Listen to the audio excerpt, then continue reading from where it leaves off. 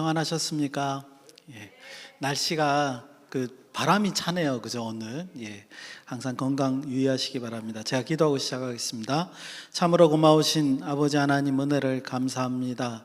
오늘도 이렇게 하나님 앞에 불러 모아 주시고 또 말씀을 들을 수 있도록 인도하여 주심을 감사드립니다. 하나님 앞에 나올 때마다 말씀을 들으며 깨우치며 심령에 새길 수 있는 귀하고 복된 시간 될 수 있도록 인도하여 주시옵소서. 아버지께서 그렇게 인도하여 주실 줄 믿사오며 예수님의 이름으로 기도드리옵나이다. 아멘. 오늘은 신명기 24장 1절에서 5절까지만 보려고 합니다. 지난주에 이어서 24장에 보면 정말 다양한 주제들이 등장을 합니다. 명령들이 서로 다른 주제들을 가지고 있죠. 오늘도 말씀이 9개나 이제 들어 있습니다. 그리고 이제 이 율법의 내용들을 보면 볼수록 뭐를 느끼게 되냐 하면 율법은 참 가난하고 제도적으로 보호하기 어려운 그런 환경에 속한 사람들을 보호하려고 하는 장치들이 숨어져 있지 않을까, 이렇게 이제 보여집니다. 그래서 오늘 2개만 볼 텐데, 5절까지만 볼 텐데, 그거 말고 7개는 다음 주에 이제 그런 관점으로 좀 살펴보겠습니다. 하나님께서 어떻게 연약한 자를 보호하시려고 율법에 이제 명령하고 계시는가, 그걸 좀 이제 살펴보려고 합니다. 오늘은 금방 말씀드린 것 같이 2개만 살펴보는데요. 그 이유가 뭐냐면 결혼과 관련이 있기 때문에 그렇습니다. 결혼과 관련 있는 2가지, 1절에서 4절이 한 덩어리고요, 5절이 또 이제 한 절이지만 또 이제 하나의 다른 주제들을 가지고 있어서 결혼과 관계된 이 주제들을 좀 우리가 묵상을 한번 해보려고 합니다. 왜 이렇게 짧게 결혼과 관계된 걸 좀 살펴보려고 하느냐? 말씀을 묵상하다 보니까 이제 성경에서 굉장히 중요하게 다루고 있는 부분과 이게 연결이 되더라는 거예요. 뭐냐 하면 하나님께서 하나님과 하나님의 백성과의 관계를 결혼으로 설명하는 경우가 많거든요. 성경에 의외로 많습니다. 하나님이 남편이시고 이스라엘 백성, 하나님의 백성들은 아내고, 그죠? 그렇게 표현하는 것이 자주 있는데, 이 결혼 관계에 관해서 아는 것이 하나님과 이스라엘 백성, 하나님의 백성과의 관계를 이해하는데 아주 중요한 이제 어떤 이론적인 배경이 된다 그럴까요? 그런 요소가 되겠다라는 게 하나 있고요. 또 하나는 뭐냐면 오늘 신명기 24장 1절에서 4절에 있는 내용을 하나님이 명령하셔놓고 하나님이 거꾸로 행하세요. 이거를 스스로 어기신다고요. 그런 행위가 또 성경에 나와 있습니다. 그래서 과연 그러면 신명기 24장과 그렇게 거꾸로 행하시는 그 하나님의 의미는 도대체 뭐냐, 왜 그렇게 하시느냐, 이런 걸 좀 같이 마지막에 좀 묵상을 해보려고 합니다. 오늘 내용은 사실 뭐 굉장히 간단하고 명확하지만 뒤에 부분에서 하나님께서 역사하시는 그 방식에 대한 묵상은 좀 더 이제 깊게 할 수 있지 않을까, 그렇게 생각합니다. 첫 번째 단락 1절에서 4절부터 한번 살펴보도록 하겠습니다. 많은 사람들이 신명기 24장 1절에서 4절이 이혼과 재혼에 관한 이야기로 이해를 많이 합니다. 그렇게 이제 언급이 되고 있고 많은 이제 제목이 그렇게 이제 달려져 있죠. 그래서 어쩌면 오늘 제 말씀을 듣는 분들 가운데에는 이제 좀 불편하게 들으실 수도 있습니다만, 저희가 성경을 보면서 이제 이해하고자 하는 것은 뭐냐면 원칙이죠. 하나님께서 무엇을 원하시는가를 제가 말씀을 드리는 거지, 제 사적인 견해나 어떤 이혼과 재혼에 대해서 특별하게 문제시한다거나 그런 개념은 아니라는 거, 그걸 좀 이해를 해 주시기를 부탁을 드립니다. 우리는 성경의 말씀을 통해서 하나님께서 무엇을 원하시느냐, 이걸 보자는 거예요. 그래서 이혼과 재혼에 관한 이야기로 알려져 있는데, 오늘 1절에서 4절, 오늘 4절만 읽을 거지만요, 1절에 4절의 내용을 깊이 보면 이혼을 권장하거나 이혼을 암묵적으로 허락하는 게 초점이 아닙니다. 본문의 내용은 그게 아니에요. 이혼에 관한 얘기가 아니라고 저는 말씀드리고 싶습니다. 근데 오늘 본문은 그럼 뭘 말하냐면, 이혼이 발생했을 때 그러니까 이혼이 발생했을 때라는 건 사실은 암묵적으로 이혼을 허락하시는 거죠. 그렇지만 그건 주제가 아니라는 거예요. 주제는 뭐냐? 이혼이 발생했을 때 그때 주의 깊게 주의해야 될 사항, 반드시 이거는 지켜야 될 사항을 여기서 말하는 게 목적이라는 거죠. 그 점을 우리가 이제 살펴볼 겁니다. 왜 이렇게 제가 말씀을 드리냐면, 만약에 이혼을 허락한다라는 개념으로 우리가 이 율법을 보면요, 여기에는 이혼에 해당되는 사유들이 나열이 돼야 돼요. 이런 경우에는 이혼해도 된다, 이런 얘기들을 해야 된다는 거죠. 근데 그런 내용이 전혀 없고요. 딱 하나 1절에 보면 뭐라고 되냐면, 아내 되는 사람이 수치되는 일이 있을 때 남편이 그걸 싫어하면 이혼 증서를 써서 이혼해도 된다라고 되어 있습니다. 수치되는 일 요거 하나만 표현되어 있기 때문에 이거는 이혼의 어떤 정당성을 확보하기 위한 그런 문구는 아닌 것 같다는 거예요. 그죠? 그리고 이 수치되는 일이라고 하는 게 아내 되는 사람이 성적인 문제가 있거나, 그러니까 이전에 뭐 다른 사람과 교제를 했거나 그런 문제가 아닌 것으로 보여집니다. 왜냐하면 우리가 얼마 전에도 봤다시피 결혼 전에 이제 행음을 하면 남자든 여자든 어떻게 하죠? 돌로 쳐서 죽이거든요. 그러니까는 여기서 말한 1절에 말하는 수치되는 일은 성적인 문제에 관한 얘기는 아닌 것으로 보여집니다. 그러니까 뭐 현대로 말하면 약간 성격적인 문제가 있다든지 아니면 뭐 어떤 흉터가 있다든지 뭐 이런 거지, 여기 아내가 결혼을 못할 정도의 큰 문제가 되거나 그러지는 않은 것이다, 이렇게 여러분들이 볼 수 있습니다. 그래서 도대체 이 특별한 이야기를 왜 하나님이 지금 여기서 하고 계시냐 이거죠. 왜 이혼과 재혼 얘기를 하시면서 이 얘기를 하고 있느냐, 그거를 우리가 살펴보는 게 오늘 목적이다, 이렇게 말씀을 드릴 수 있겠습니다. 그 핵심적인 내용이 뭐냐라는 걸 이제 살펴봐야 됩니다. 4절 말씀 우리 같이 한번 읽어보겠습니다. 그래서 지금 하나님께서 말씀하시는 진의가 뭔가를 좀 살펴봤으면 좋겠습니다. 신명기 24장 4절 같이 읽겠습니다. 시작. 그 여자는 이미 몸을 더럽혔은즉 그를 내보낸 전 남편이 그를 다시 아내로 맞이하지 말지니 이 일은 여호와 앞에 가증한 것이라. 내 하나님 여호와께서 내게 기업으로 주시는 땅을 범죄하게 하지 말지니라. 아멘. 이렇게 되어 있습니다. 그러니까 다시 한번 읽어보니까 구체적인 명령의 내용이 뭐냐 하면 이거예요. 이혼한 아내가 다른 남자하고, 물론 본문에 더 위에 가야지 읽어야 되면, 다른 남자하고 다시 재혼을 했어요. 그리고 난 다음에 다른 남자하고 또다시 이혼을 했거나 혹은 그 남자가 죽어서 혼자 됐거나 이럴 경우에, 과부가 됐거나 이럴 경우에 그 혼자 된 여인이 다시 전 남편과 재혼하는 것은 절대로 안 된다. 이게 구체적인 내용이에요.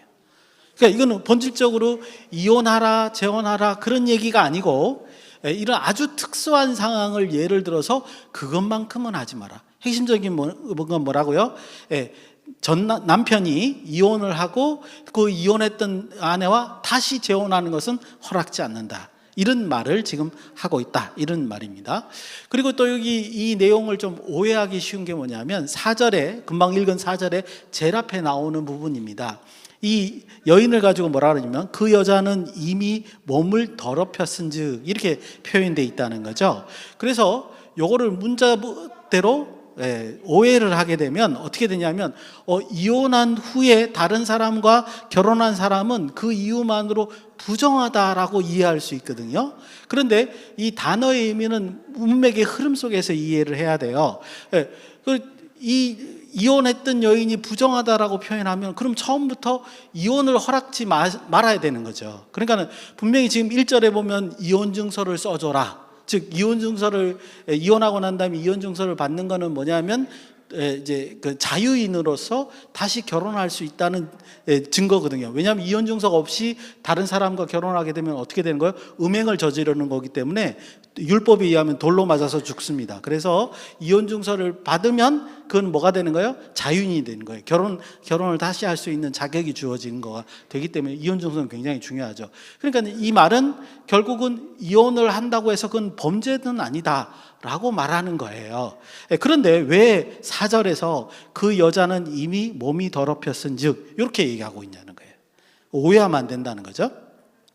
그래서 내용을 들여다보니까 뭐냐면 이거예요. 이 이혼한 아내가 다시 전 남편과 결혼하려고 할 때 그거는 부적절하다라는 의미에서 그 여자는 이미 몸이 더럽혔은즉 이라는 표현이라는 거죠. 예.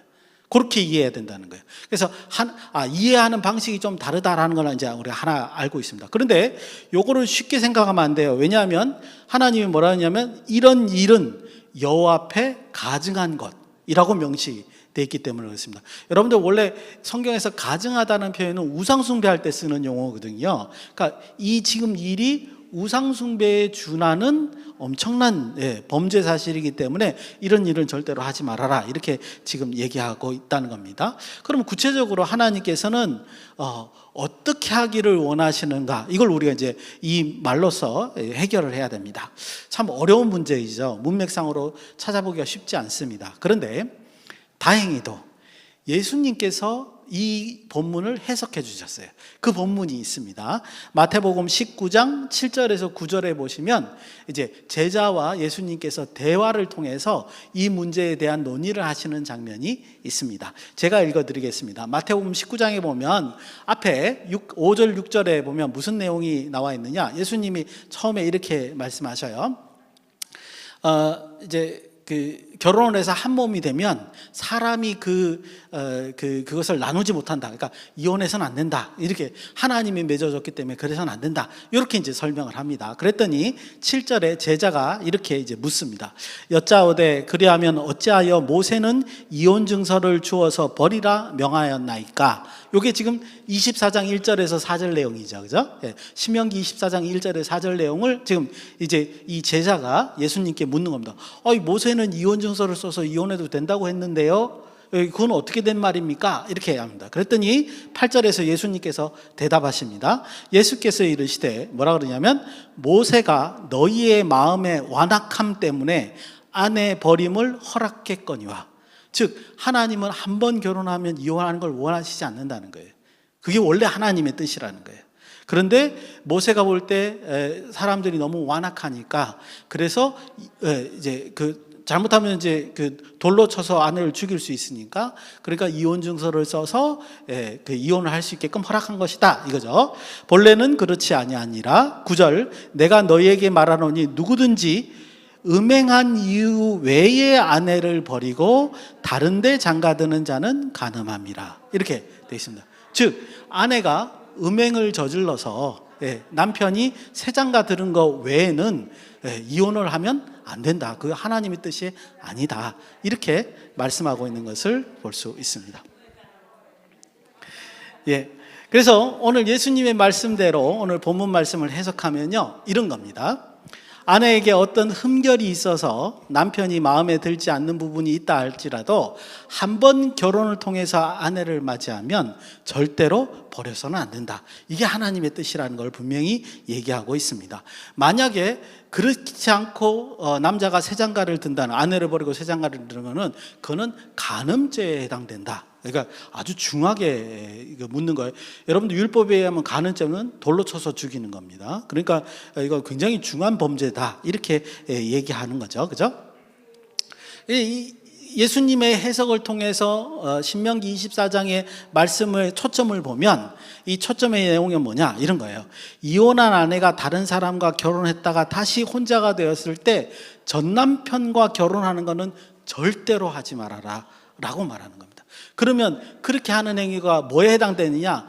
결혼의 신성한 의미를 깨는 것이고, 그렇게 하는 것은 또 음행, 정욕에 의해서 그렇게 하는 것이지 절대로 결혼관계 제도를 이용해서는 그렇게 해서는 안 된다라고 지금 신명기 24장에서 표현하는 거죠. 그래서 아까 말씀드린 대로 그 여자가 이미 몸을 더럽혔은즉 이라는 표현은요, 부정하다라는 의미로 해석하면 안 되고요. 제가 하는 게 아니라 많은 학자들이 이 부분을 어떻게 이해하느냐면 그 전 남편의 입장에 서서 결혼 상대자의 범위에서 벗어났다로 많이 번역을 합니다. 그러니까 절대로 전 남편의 결혼 상대자가 되어서는 안 된다. 그런 표현으로 이제 이해하는 겁니다. 만약에 그렇게 하면 가증한 것이다, 이렇게 성경이 표현한다는 겁니다. 그래서 하나님께서 원하시는 건요, 한 번 맺은 결혼 관계를 굉장히 신성히 유지하는 것을 원하시는 거고요. 그리고 혹시 마음이 서로 완악해져서 이혼한다 할지라도 그 버린 아내를 다시 취하는 행위는 절대로 하지 말아라. 그것만큼은 결혼 관계에서는 용납할 수 없다라고 하나님이 명령하시는 내용, 그것이 1절에서 4절의 내용이다, 이렇게 말씀드릴 수 있습니다. 두 번째 이제 내용이죠. 두 번째 내용은 5절 한 말씀입니다. 이거 한번 같이 읽겠습니다. 5절입니다. 시작. 사람이 새로의 아내를 맞이하였으면 그를 군대로 내보내지 말 것이요 아무 직무도 그에게 맡기지 말 것이며 그는 1년 동안 한가하게 집에 있으면서 그가 맞이한 아내를 즐겁게 할지니라. 아멘. 5절의 내용은 어떤 내용이냐면요, 이제 신혼부부가 결혼을 해서 이제 신혼부부가 됐을 때, 그때 남편에게 군대도 안 보낸 거예요. 보통 이제 이스라엘 백성들은 전쟁이 일어나면 군인으로 차출되거든요. 20세 이상의 이제 젊은이들은 군인이 되는데, 결혼한 사람은 1년 동안 군대에도 들어가지 않아도 됩니다. 그리고 아무 직무도 그에게 맡기지 말아라. 그러니까 공적인 어떤 의무가 있는데 그것도 하지 말아라, 이렇게 지금 하고 있습니다. 1년 동안 한가히 집에 있으면서 그가 맞이한 아내를 즐겁게 하라, 이렇게 지금 명령하고 있는 것을 보겠습니다. 이게 여러분 법적으로 보장되어 있는 법이에요. 그러니까 현대로 말하면 신혼부부는, 특히 그 남자는 1년 동안 아무 일도 안 하는 거예요. 가정 일만 하면 되는 거예요. 그래서 세상에 이런 법이 어디 있습니까? 그죠? 그런데 하나님이 이렇게 명령을 하고 있습니다. 그래서 많은 학자들이 이 법을 보고 뭐라고 이해를 하냐면, 이거는 그 신혼부부에게 부모가 될 수 있는, 그러니까 자식을 생산할 수 있는 기회를 허락하는 것, 축복을 해주고 기회를 허락하고 배려해주는 법이다, 이렇게 이제 많이들 이해를 하죠. 저도 이 점에 대해서 동의합니다. 그 목적으로 이제 이 법을 지금 만드는 것이다, 이렇게 보여집니다. 근데 저는요, 이 5절에 있는 이 법을 보면서 무슨 생각을 하냐면, 여기에 강조점은 5절 자체에 있는 것이 아니라 앞에 금방 우리가 봤던 이혼과 재혼에 관한 1절에서 4절과 이 5절, 신혼부부가 1년 동안 이제 그 모든 공무에서 벗어난다는 이 얘기가 서로 대비되고 있다는 사실에 대해서 좀 주목하고 싶습니다. 일부러 하나님께서 이 두 가지 법을 대비하고 있지 않은가, 그렇게 보여진다는 거죠. 왜 그러냐? 앞에서는요, 정욕에 의해서 아내와 이혼하고 또 재혼하고 이렇게 하는 거 절대로 하지 말아라, 이렇게 금지 명령을 내렸잖아요. 그러면서 제가 강조점이 뭐라고 말씀드렸죠? 하나님께서는 한 번 결혼한 그 결혼의 그 의식을 굉장히 성스럽게 생각한다는 거죠. 그 언약을 쉽게 생각하지 않으신다는 거죠. 제가 그 강조점이 있다고 말씀을 드렸습니다. 그런데 5절에 와서 뭐라 그러냐면, 그 신혼부부를 축복하고 그들이 자녀를 생산할 수 있도록 사회가, 그 사람들 1년간 돈 안 벌면 뭐 해요? 옆에서 먹여줘야 되죠. 그래서 사회가 그들을 축복하고 그들이 자녀를 생산할 수 있도록 배려해 준다는 거, 이거를 지금 설명하면서 서로 대비가 되고 있죠. 그래서 통합적인 메시지라는 건 이런 겁니다. 이 두 가지의 법을 서로 비교하면서 우리가 묵상할 수 있는 것은, 결혼은 하나님의 형상을 가진 자들이 맺는 신성한 약속의식이라는 거예요. 그걸 함부로 사람의 정욕에 의해서 변경하거나 그걸 함부로 다루어서는 절대로 안 된다, 이 메시지를 보여주고 있다는 겁니다. 결혼 자체는 축복된 일이며 결코 정욕적으로 다뤄질 그런 일이 아니다라는 것을 이 두 가지 사건을 통해서 잘 보여주고 있다, 그렇게 보여집니다. 여러분들, 그래서 반대로 생각하면 이 신성한 결혼에 위배되는, 즉 성적인 문제로 그 죄를 짓게 되면 어떻게 율법은 명하죠? 돌로 쳐서 죽였단 말이에요. 그죠? 그러니까 이거 굉장히 중요하게 다뤄야 되는 그런 문제라는 거예요. 그냥 간단하게 다룰 그런 문제가 아니라는 걸 오늘 본문이 잘 얘기하고 있습니다. 그래서 오늘 결혼에 관한 두 가지 이야기들을 좀 살펴봤는데요. 오늘 이걸 가지고 조금 더 이제 큰 담론이라 그러죠. 성경 전체에서 다루고 있는 큰 주제를 조금 얘기를 드리고 싶습니다. 그게 뭐냐 하면, 하나님과 하나님 백성과의 관계이죠. 하나님은 성경책에서 하나님은 남편이요, 하나님 백성은 아내라고 이제 그 비유로 표현하고 있죠. 그리고 우리가 잘 알다시피 아가서 같은 경우에는 그걸로 그냥 아예 성경 한 권의 책을 지어놓은 것을 볼 수 있습니다. 아가서를 면밀히 들여다보면 결혼식 장면도 나오고요, 헤어지는 장면도 나오고요, 다시 결합하는 장면도 나오고요, 그렇습니다. 1장에서 8장까지 내용을 잘 보면요. 그래서 비유적으로 하나님과 하나님 백성과의 관계가 얼마만큼 친밀해야 되느냐, 한마디로 하면 부부 관계같이 친밀해야 된다라는 걸 잘 보여주는 게 아가서라고 말씀을 드릴 수 있습니다. 자, 그런데 이 신명기 24장의 이야기를 가지고 세 군데에서 이 이혼과 재혼 얘기를 가지고 하나님이 그 얘기를 들어서 말씀하시는 장면이 세 군데나 등장한다는 거예요. 이 세 군데의 말씀을 각각 보면서 하나님의 행동이 어떻게 우리가 이해해야 되는가를 좀 살펴보려고 해요. 먼저 예레미야 3장 1절에서 2절 말씀입니다. 제가 읽겠습니다. 여러분들 잘 들어보시면 됩니다. 예레미야 3장 1절에서 2절 제가 읽겠습니다. 그들이 말하기를 가령 사람이 그의 아내를 버림으로 그가 그에게서 떠나 타인의 아내가 된다고 하자. 오늘 말씀이죠, 그죠? 신명기 24장 말씀입니다. 남편이 그를 다시 받겠느냐? 율법에는 어떻게 돼 있어요? 다시 받지 말라 그랬잖아요, 그죠? 받을 수 없다, 이게 정답이에요. 그리하면 그 땅이 크게 더러워지지 아니하겠느냐 하느니라. 율법에 그렇게 돼 있다는 거죠. 즉 예레미야 3장 1절에서 2절은 뭐냐면 이혼을 해서 아내가 다른 남자에게 시집을 갔다가 이제 혼자 됐다 할지라도 이 전 남편이 이 아내를 다시 아내로 맞이할 수 없다, 그럴 수 없다, 율법에는 그게 금지되어 있다, 이 말을 지금 얘기하고 있습니다. 내가 많은 무리와 행음하고도 내게로 돌아오느냐, 그러면서 지금 뭐라는 거예요? 이스라엘 백성들에게 얘기하는 거예요. 너 내 아내지 않느냐, 근데 네가 다른 남자하고 행음을 하고 있는데 네가 나한테 다시 돌아오려느냐, 여호와의 말씀이니라. 2절입니다. 내 눈을 들어 헐벗은 산을 보라. 내가 행음하지 아니한 곳이 어디 있느냐? 내가 길가에 앉아 사람을 기다리는 것이 광야에 있는 아라바 사람같이 음란과 행악으로 이 땅을 더럽혔도다. 즉 지금 이스라엘 산지를 봐봐라. 전부 다 너희가 행음한 그 장소이지 않느냐. 이때 행음은 우상숭배인 거죠, 그죠? 우상숭배한 장소가 이렇게 많지 않느냐. 근데 어떻게 너희가 나에게 돌아오려고 하느냐. 이렇게 예레미야가 이제 선언하고 있습니다. 예레미야 말씀은 딱 한마디로 정리할 수 있습니다. 율법에 의하면 행음한 아내는 다시 돌아올 수 없다. 다시 아내가 될 수 없다. 하나님의 아내가 될 수 없다. 그렇게 선언하는 겁니다. 근데 문제는 이사야서 50장 말씀을 보면 아직 기회가 있는 것 같이 보여요. 50장 1절을 제가 한번 읽겠습니다. 나 여호와가 이같이 말하노라. 굉장히 충격적입니다. 내가 너희의 어미를 내보낸 이혼 증서가 어디 있느냐? 내가 어느 체주에게 너희를 팔았느냐? 지금 무슨 말씀하신 거예요? 아까 신명기 24장 기억나시죠, 그죠? 이혼할 때는 어떻게 해야 된다고요? 이혼 증서를 써줘야 돼요. 안 그러면 이 아내가 다른 사람과 결혼하게 되면 그건 행음하는 거가 되는 거예요. 그래서 돌로 쳐서 죽임을 받습니다. 그래서 이혼 증서를 써줘야 되는데 하나님이 뭐라 그러냐? 이스라엘 백성이 내 아내인데 나는 이스라엘 백성에게 이혼 증서를 써준 적이 없다. 나는 내 아내를 다른 사람에게 넘겨준 적도 없다. 그렇게 얘기해요. 자, 그러면 이 사건은 간단치가 않죠?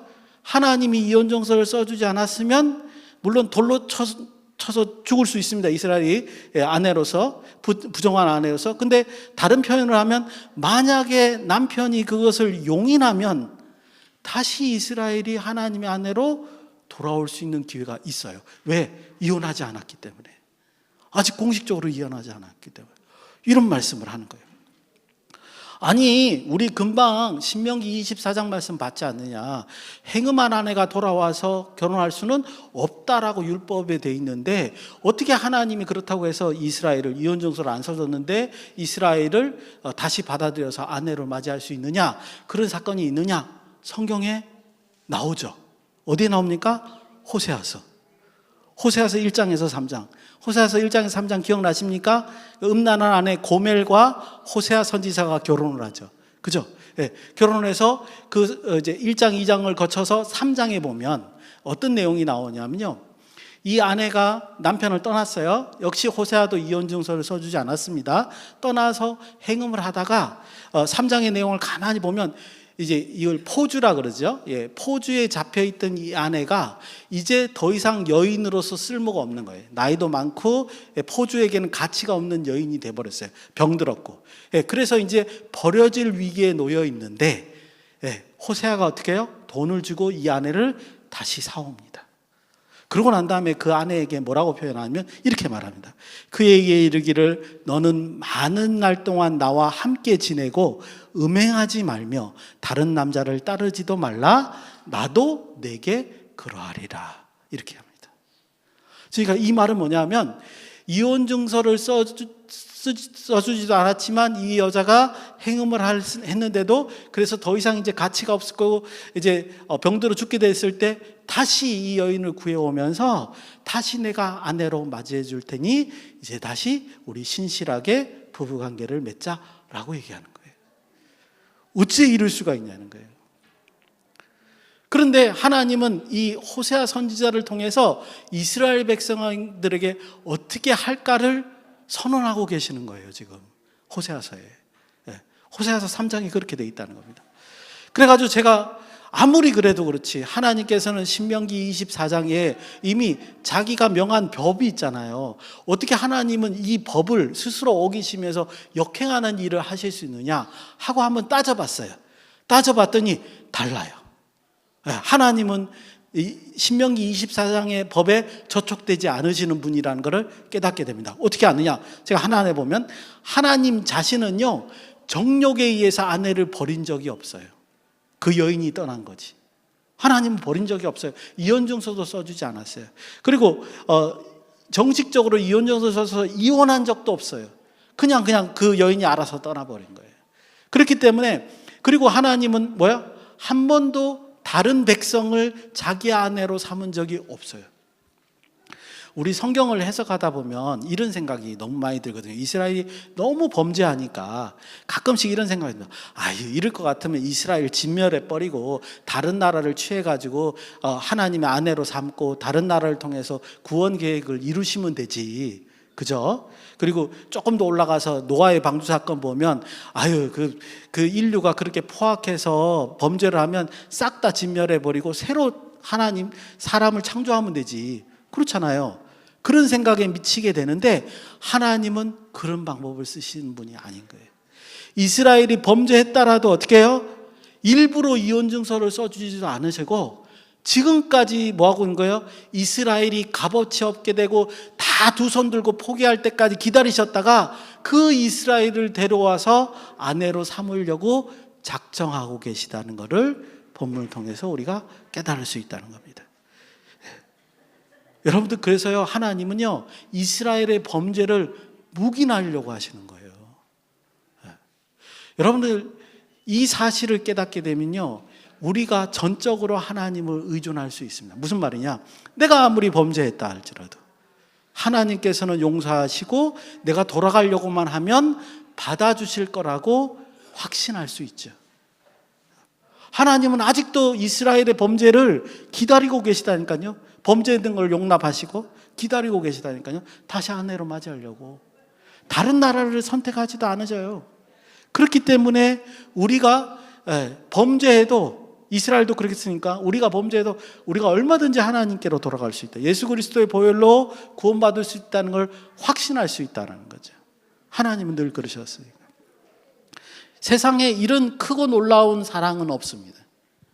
어느 경전을 통해서도 이런 사랑은 없다는 거죠. 정말 우리가 본받아야 할 사랑이 바로 이 하나님의 사랑이다. 우리가 이렇게 깨달을 수 있습니다. 여러분들 그래서요 제가 바라는 건 뭐냐면 우리는요 하나님의 사랑을 깨달아야 됩니다. 하나님의 사랑이 어떤가 아셔야 돼요. 그리고 그거를 누리고 있다는 사실을 또 알아야 됩니다. 만약에 여러분들이 그렇게 생각한다 그런다면 작게는 어디에서? 가정에서부터. 지금 이 가정을 비유하는 거니까 아내와 남편의 그 관계를 말하는 거니까 가정에서부터 이런 하나님의 사랑이 드러날 수 있도록 하셔야 되고요. 좀 더 크게는 뭐예요? 이 남편과 아내의 이 사랑은 뭐를 비유하는 겁니까? 성도 간의 사랑을 말하는 거거든요. 우리 신앙 공동체 안에서 하나님의 사랑이 드러날 수 있도록 하셔야 된다. 이렇게 말씀드릴 수 있습니다. 그래서 마지막으로 말씀드리고 싶은 거는 교회가 그리고 우리 동천교회에 속한 모든 가정이 크고 놀라운 하나님의 사랑을 깨달으시고 그것을 실천하셔서 하나님께 영광 돌릴 수 있기를 예수님의 이름으로 축원을 드립니다. 기도.